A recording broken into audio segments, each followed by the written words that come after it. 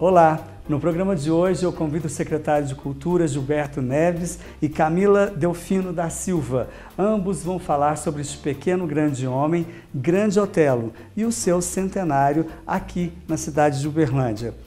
O programa está apenas começando, não sai daí porque eu tenho certeza que você vai gostar e muito. Até já!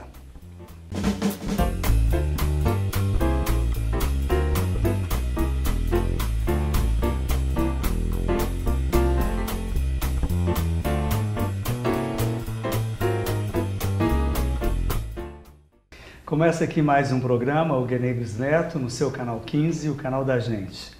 É com grande satisfação que no dia 18 de outubro de 1915 nascia o Sebastião. Você sabe quem é o Sebastião? Sebastião Bernardes de Souza Prata. Ele nasceu aqui em Uberlândia. Talvez esse sobrenome Prata é que tem alguma confusão no Brasil inteiro se ele nasceu em Uberlândia ou na cidade do Prata. Mas ele nasceu aqui em Uberlândia. Logicamente você sabe quem é, Grande Otelo, que nesse mês de agosto de 2015 ele completa o seu centenário. Aqui no programa eu trouxe o secretário de Cultura da administração Gilmar Machado, meu amigo Gilberto Neves. Seja bem-vindo, secretário. Que agradeço, estamos à disposição aí para falar desse grande artista da nossa terra, Grande Otelo. E Camila Delfino da Silva, que é mestre em artes pela Universidade Federal de Uberlândia, em 2012. Sua dissertação, que teve como título Grande Otelo, Um Pícaro, uma Cena Brasileira. Seja bem-vinda, Camila. Obrigada, Guinei. Tudo bem? Prazer estar aqui. E sempre muitas confusões, né, sobre esse personagem ilustre da nossa terra, mas eu estou aqui para contribuir. É isso aí. Vamos começar então com a confusão aonde ele nasceu, porque até hoje as pessoas ainda perguntam, é Prata ou Uberlândia? É Prata ou Uberlândia? Logicamente a gente sabe que é Uberlândia, mas esse questionamento sempre vem à tona, né? Ele nasceu num casebre, na fazenda Capim Branco. Depois de algum tempo essa parte dessa fazenda virou o bairro Dona Zulmira, e ele veio ao mundo pelas mãos da sua bisavó. E é isso, assim, ele é sim filho do Cerrado aqui de Uberlândia. Não é, Gilberto? Esse questionamento é sempre feito, né? Na verdade a gente sabe que para o grande público, muita gente até acha que o Grande Otelo era do Rio de Janeiro, porque a vida dele... Também. Quando a gente conta que a gente é de Uberlândia, a gente está viajando pelo Brasil e a gente conta de Grande Otelo, e fala, mas como o Grande Otelo é de Uberlândia, não é do Rio de Janeiro? É verdade. Aí a gente fala, não, ele é nascido em Uberlândia, viveu lá, depois que ele saiu junto com o circo. Mas aqui na região tem pessoas que às vezes, por causa do sobrenome, vinculam o Grande Otelo à cidade do Prata, mas o Pretinho nasceu, foi aqui na Big Wood. Camila, pois não? Prata é porque o pai dele era funcionário da fazenda do Lúcio Prata. Então, depois, se você quiser, eu explico melhor. Ainda tem o sobrenome Prata no nome dele também, tem, né? Ele que quis que tivesse. Ele escolheu toda... Sebastião, não. E quem escolheu foi a mãe dele. Mas o Bernardes, ele colocou em homenagem... Ele colocou, porque ele se registrou quando ele não tinha completado 21 anos e ele precisava ter a certidão de idade. Então ele já era um adulto quando ele se registrou. Uhum. Então Sebastião, a mãe dele colocou, porque em homenagem à patroa dela, da família Freitas, aqui de Uberlândia, que foi ama de leite do Grande Otelo, e porque na época ela também teve um filho que chamava Sebastião. E depois o Bernardes ele colocou em homenagem ao mineiro presidente Arthur Bernardes, e o Souza da mãe, que a mãe dele chamava Maria Badia de Souza, e o Prata por causa do pai, que era funcionário. Ele fez um mix de homenagens, né, no nome dele. E por que Grande Otelo? Grande Otelo, assim, quando ele foi embora daqui, através da última biografia dele, ele foi embora com a Companhia de Variedades Sara Benhardi, da Abigail Pareces. E em São Paulo, ele acompanhava a Abigail nas aulas de ópera. E o Felipe Alessio, que era o professor dela, em italiano, ele quis ouvir, e o Grande Otelo nessa época tinha uns 8, 9 anos, ele queria ouvir ele. E ele cantou, ele falou assim, quando você crescer, você vai cantar a ópera de Otelo.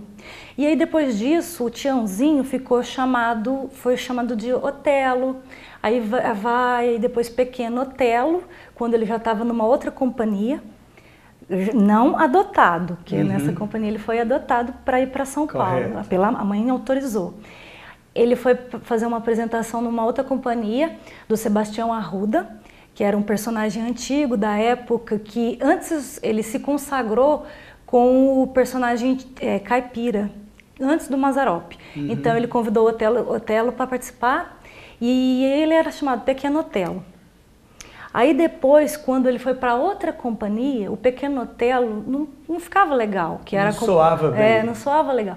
E aí o Jardel de Hércules, que é o pai do Jardel Filho, que era na companhia de teatro de revista Trololó, ele falou assim, vamos colocar teu nome de Great Otelo. Aí, com a tradução, Grande Otelo, que foi o que ficou mesmo para nós. Secretário, a Camila é o Grande Otelo, né? Porque ela fala com tanta propriedade que é impressionante, né? Sim, revela um estudo aprofundado, uma pessoa que se dedicou, é uma atriz, né, e gosta de Grande Otelo, e se debruçou em cima de muitos documentos, investigando a vida e a obra do Grande Otelo, então contribui bastante para poder esclarecer e informar a nossa população. E ainda mais nesse ano do centenário do Grande Otelo é importante porque é a oportunidade que a gente tem de resgatar a memória dele, falar do seu valor, da sua importância, trazer as curiosidades, trazer os feitos, né? Trazer a vida, a tragédia e o sucesso do Grande Otelo, porque ele teve tragédias e sucesso. Então acho que nesse ponto o trabalho da Camila, né, ajuda bastante, e ela estava me contando que ela também, o mestrado dela, a tese dela é sobre a parte cômica do Grande Otelo, então quer dizer, ela tem mais informações ainda para poder trazer para nós e mostrar essa verve do nosso ator. Né? Bom, nesse primeiro bloco eu vou chamar os comerciais, mas antes eu vou pedir para a nossa produção jogar no ar justamente esse outro lado não cômico do Grande Otelo, um personagem mais sério, aonde ele fez Macunaíma, que foi aquela famosa cena do nascimento e que chocou a sociedade brasileira, e que a Camila pode falar alguma coisa dessa cena e dessa participação dele em Macunaíma. Então, Macunaíma foi um dos filmes que eu não estudei muito, devido ao meu viés mais cômico.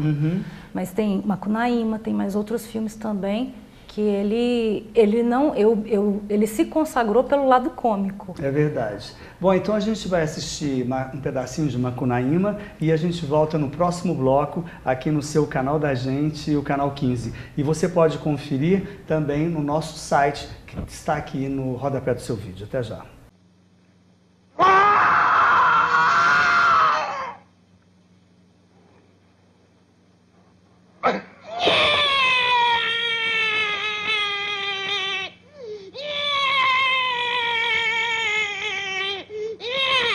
De volta com você no segundo bloco do programa de hoje, na presença da Camila Delfino da Silva, que é uma profunda conhecedora, admiradora do Grande Otelo, e do secretário de Cultura, Gilberto Neves.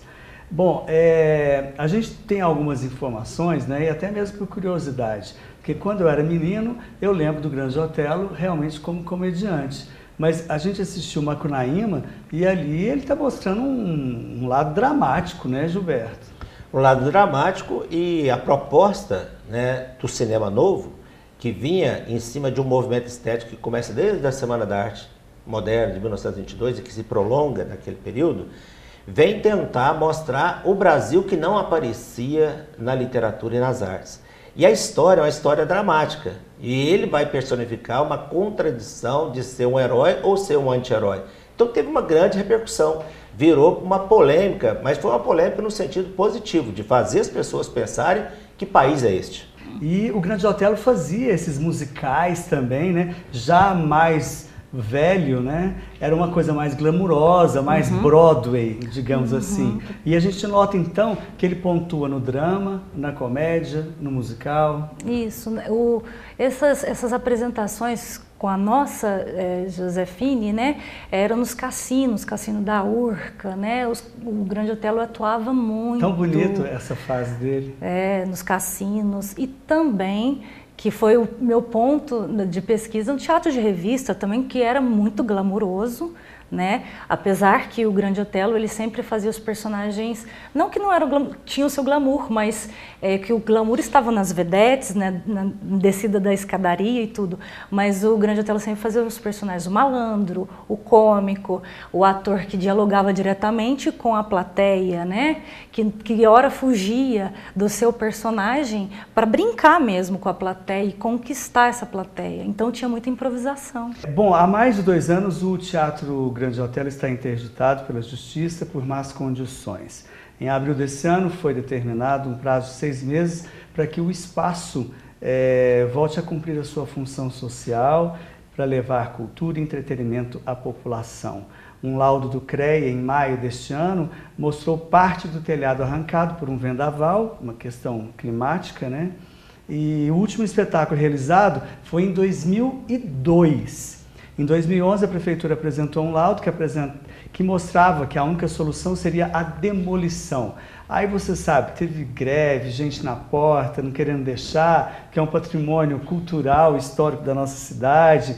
E o secretário de Cultura disse ser necessário, né, uma revitalização, uma obra. E eu quero continuar ouvindo o secretário, porque realmente ali tem um peso histórico muito grande, né, Gilberto? Com certeza. Eu fico triste, lamento muito que nessa história da interdição do Teatro Grande Otelo, o lado mais fraco é o teatro, porque uma primeira tristeza foi quando no governo anterior, em 2011, que é quando a Justiça realmente embargou o teatro, para impedir uma demolição, que o governo anterior, não é da administração atual, do prefeito Gilmar Machado, ele queria demolir. E o movimento cultural fez um pedido para o Ministério Público e o Ministério Público entrou e o juiz acatou, então ele impediu a demolição. Porém, já se passaram 4 anos e particularmente nós na Secretaria de Cultura já temos 2 anos e meio que estamos tentando com a Justiça, e esse é outro fato lamentável. O primeiro foi a interdição para impedir a demolição e o segundo é esse fato que hoje a Justiça não solta. É uma morosidade. Qual é o obstáculo de hoje? Então, ela, em abril, como você disse, ela deu uma sentença estabelecendo 3 questões. Que deveria tombar o teatro, que deveria fazer a recuperação do teatro e voltar a cumprir as suas funções em 6 meses. Nós pedimos para que o juiz precisasse melhor a sentença dele, porque ele não fala o que é para tombar. Porque quando você faz o tombamento, você tomba o prédio, a parede, o concreto.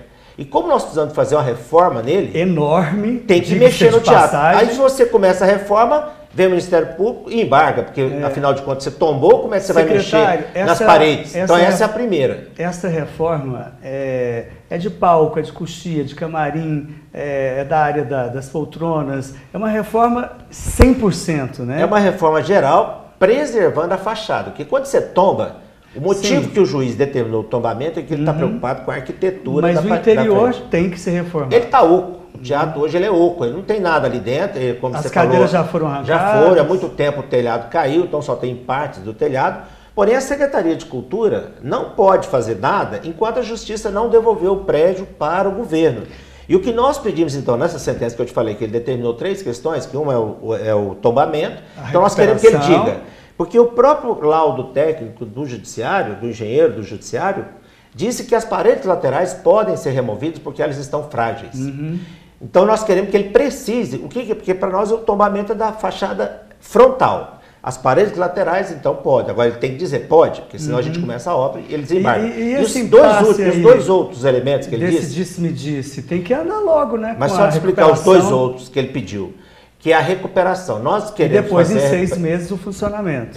Nós queremos fazer a recuperação Mas para a gente fazer, o que a gente quer fazer? 3 coisas lá. Nós queremos restabelecer o teatro, nós queremos colocar um cinema e nós queremos fazer um memorial do Grande Otelo. Então, isso demanda processos de engenharia, projetos de engenharia, arquitetura, arquitetônicos, e precisa de prazo. Só para poder fazer os projetos, a gente acredita em 6 meses, porque você tem que licitar, aí tem que a empresa vir, ela pede no mínimo 90 dias. Então, 6 meses só para fazer os projetos. Então, nós pedimos 1 ano e meio, pelo menos, para ele voltar a funcionar. Só que a gente pediu isso em abril. Hoje nós estamos em agosto e até hoje ainda não saiu a sentença. Então, a gente pede mais uma vez ao judiciário, que eu já estive lá conversando com o juiz, expliquei, é o centenário, nós precisamos ganhar tempo, porque se ele liberasse hoje, se ele soltasse a sentença final hoje, agosto, nós vamos correr para liberar esses projetos arquitetônicos, contratar a empresa e ficar pronto até o final do ano, que já é agosto, para que no ano que vem, então, a gente possa captar recursos, prever recursos, para iniciar a obra. Perfeito. Agora, quanto mais retarda, mais atrasa o processo de volta do teatro para a comunidade. Bom, mais um bloco terminando, a gente vem no terceiro e último bloco do programa de hoje. E, Grande Otelo, espera aí, meu filho, porque não vai sair tão cedo isso. E a gente vai terminar com Matar ou Correr, uma cena de Oscarito com o Grande Otelo. E a gente volta no terceiro bloco. Até já. Isso é pela velha ortografia, pela nova, se te dá é pra sentar. Você diz cada bobagem. Então aquele rapaz que nós encontramos no Rio, ele ia vir pra cá pra sentar? Claro, evidentemente, porque ele não se machucou.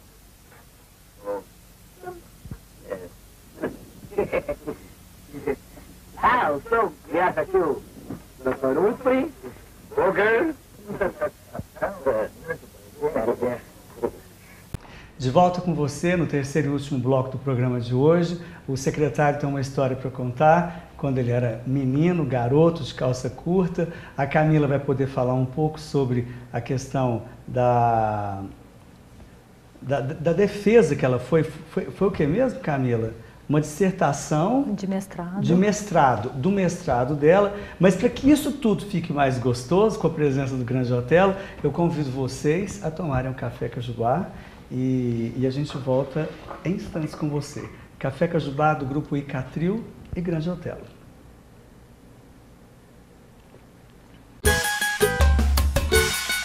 Café é a bebida do Brasil. Cajubá é a melhor opção. A toda hora, em qualquer lugar. Cajubá é a minha paixão. Rende muito mais, o melhor sabor. Aqui tem qualidade com muita tradição. Café tem que ser Cajubá. Esse eu não troco não. Café tem que ser Cajubá. Bom, agora depois do Café Cajubá, né, a gente pode ouvir a história do menino Gilberto. Então, Guinei, aconteceu o seguinte, há vários anos atrás, não sei exatamente quanto tempo faz, mas estava ocorrendo a inauguração do Fórum Abelardo Pena. Naquele tempo eu era garoto, em Graxate, e passando ali em frente estava uma multidão de pessoas naquele lugar, e a gente, como era menino muito inquieto, curioso, né, muitas autoridades, luzes, câmeras ali naquele movimento, e eu resolvi entrar no meio dessas autoridades para ver o que tinha lá no meio, o que estava lá na frente. E além de políticos como Homero Santos, Virgílio Galás, outros, quem que eu me deparei, inclusive quando eu cheguei atravessando no meio das pernas das pessoas, porque eu era pequeno, eu me deparei com o Grande Otelo. E ele falou assim, menino, você está me empurrando. Com outro menino, né? Com outro menino. Porque ele não e cresceu, ele né? Ô, você está me empurrando. Né? Ele fez um comentário assim. Eu falei, ô, senhor, desculpa, eu estou só querendo ver o que está acontecendo aqui. Então ele fez um comentário assim, foi muito rápido. Eu acredito que em algum lugar dessa cidade deve ter fotos, porque naquele momento estava postado as autoridades com o Grande Otelo, e deve ter fotógrafos que bateram. Então, nossa, em algum momento, essas fotos podem pesquisar aparecer. Isso aí, né? Já que não tinha isso na época, você já fazia uma selfie com ele, não tinha né? selfie, né? Mas aconteceu isso, eu tive um contato com ele, eu nunca imaginava quem era Grande Otelo, eu era menino, não tinha noção do que era, eu só vi saber dos filmes dele Que bem mais legal, tarde, porque inclusive eu já fiz teatro Que aí a sua também, ficha né? caiu ali e você falou, deixa eu saber quem é esse Grande Otelo, Exatamente. né? Aí eu vi aquele sujeito baixinho ali, Que legal. muito engraçado, né? E fiquei ali por algum tempo, mas depois as autoridades me tiraram dali, porque eu não podia ficar ali, né? Porque eu estava na cena ali das fotos, né? Camila, Aí mediante esse relato, o que te levou a fazer o mestrado com o Grande Otelo? Pelo fato de que a gente tem um cardápio artístico, né, enorme. Né? Eu já vi algumas atrizes que fizeram mestrado com o nome de Carmen Miranda, que é muito comum, né? Que não é brasileira, mas acabou ficando brasileira. Mas por que Grande Otelo? Porque eu sempre quis estudar comicidade. Depois que eu saí da universidade, eu me especializei, eu trabalhei na universidade e depois eu continuei trabalhando como palhaça. E então eu falei, eu quero estudar no mestrado comicidade. Aí eu fui conversar com um professor muito querido e ele falou para mim, por que você não estuda o Grande Otelo? E o Grande Otelo é daqui da cidade, ele se consagrou por sua comicidade, apesar de que ele não fez só coisas cômicas, né, obras cômicas. Aí eu falei, interessante. E buscando informações, até na história, o Tadeu Pereira dos Santos, ele estudou o lado histórico, né, outras pessoas que estudaram Grande Otelo. Eu me admirei, porque você está falando que você é menino, eu sou mais menina, né? Então eu vi mais ele nos Trapalhões, eu vi ele em algumas novelas e eu não tinha a dimensão do que era aquilo. E pesquisadora tem que se distanciar do objeto. Mas a gente que é atriz, a gente fica, né? Não tem como. E hoje eu admiro. Porque, então, assim, realmente, aí eu foquei nisso. Como estudar o Grande Otelo, a atuação cômica dele? Já foi, o teatro de revista já passou. Eu queria estudar, não tinha como eu pegar peças filmadas. Então, o registro que eu consegui, e isso foi uma pérola que eu consegui no meu trabalho, porque como o cinema brasileiro estava começando naquela época, eu peguei o auge da carreira dele, década de 50, estudei 3 filmes, um período de 10 anos, e nesse filme, esses 3 filmes que eram chanchadas, era uma transferência do palco para as telas. Então, esses atores, como o Grande Otelo, estavam se adaptando ao cinema. Eu gostei muito de você lembrar essa fase das chanchadas, porque além dos musicais do Grande Otelo, que eu gostava muito, com essas mulheres altas, cheias de boá e tal, a nossa Broadway, a Atlântida, foi demais, né, secretário? Eu foi vi a nossa Hollywood, né? Eu vi vários filmes, Mazzaropi, nossa, Atlântida era Oscarito, demais. O Grande Otelo, era muita gente boa. É o período do Cine Uberlândia, que eu era garota, a gente ia no domingo à tarde assistir filmes. Tem um busto dele na Praça do Valvilela, né? Tem. E ele está sepultado no São Pedro. O jazigo dele está lá. Também tem, né, uma instituição, né, de educação que tem o nome dele. Tem uma rua com o nome dele também. Tem um teatro, tem o busto, tem uma rua, tem o teatro e tem uma instituição. São 4 homenagens. E nós Eu agora... não sabia da instituição. E nós temos um projeto de captação, está até aprovado. A gente está fazendo tudo para dar certo esse ano. Nós queremos construir uma estátua de tamanho natural, de bronze, igual aquela que tem do Carlos Drummond de Andrade, em Copacabana. Inclusive, eu já estive com um artista que fez aquela estátua. Para nós fazermos uma aqui do Grande Otelo, aqui para Uberlândia. Nós queremos deixar essa homenagem para ele do centenário. Estamos trabalhando, estamos atrás dos recursos. Espero que os empresários que estão vendo essa matéria... nós temos um projeto de captação com base na Lei Rouanet, que é Imposto de Renda. Então, os empresários que quiserem nos ajudar com essa homenagem ao nosso grande artista nesse centenário, podem nos procurar na Secretaria de Cultura, com o apoio da Fundação Rádio e TV Universitária. Nosso tempo terminando, eu sei que vocês têm muito mais para conversar e para contar aqui para o meu telespectador, mas a gente vai terminar com, olha, tem aqui Ângela Maria e Zequete, olha só que legal, e Oscarito e Grande Otelo, tem também na turma do Zacarias, né, dos Trapalhões e tudo mais, Zé Trindade, tanta gente, mas a gente vai terminar com as cenas, mas antes eu quero agradecer a vocês e pedir uma mensagem, uma palavrinha acerca do nosso assunto. Camila, muito obrigado, seja sempre bem-vinda. Obrigada. Sua palavra. Olha, eu vou falar como se eu fosse o Grande Otelo. Eu vou falar aquilo. Ótimo.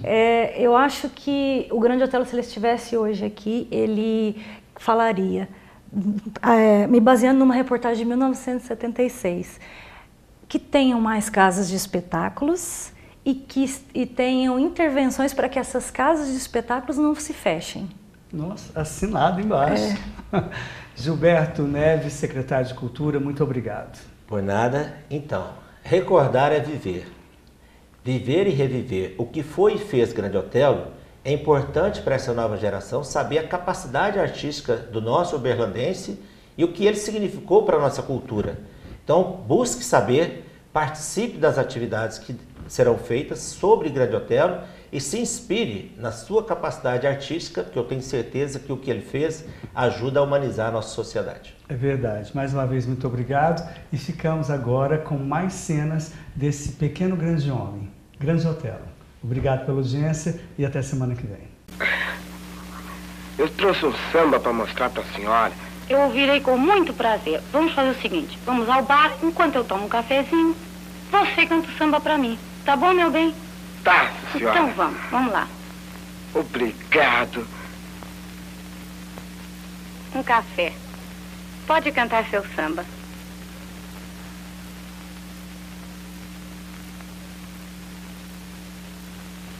Mas um malandro fechou o paletó. Eu tive dó. Eu tive dó. 4 velas acesas em cima de uma mesa. Uma subscrição para ser enterrado. Morreu malvadeza Durão, valente, mas muito considerado. Mas um malandro fechou o paletó. Eu tive dó, eu tive dó. 4 velas acesas em cima de uma mesa. Uma subscrição para ser enterrado. Morreu malvadeza Durão.